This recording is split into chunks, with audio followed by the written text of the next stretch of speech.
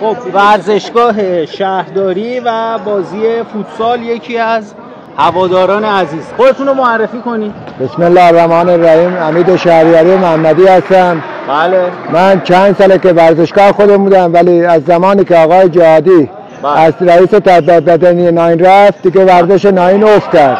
زمانی بود که تو این مکان حدود 20 تیم بودن. حالا شده 10 تا و 8 تا زوری جمع میشن. درسته. به نظر شما علت این اتفاق چی بوده؟ کمکاری مسئولین بوده. درسته. کمکاری مسئولین شهر. اصلا رو ورزش ناین هیچ اثری انجام نمیدن. درسته.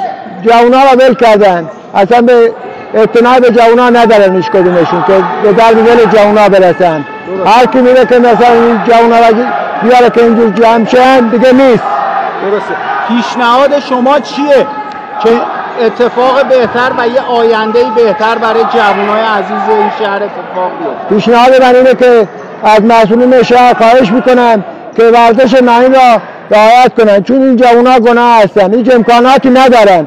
برای ورزش ناین باید پول بدن برای سالن. این چه امکاناتی که برای جوان باید بره پول بده بیاد تمرین کنه برای سالن که این برای تیم‌هاش محلی بازی کنه؟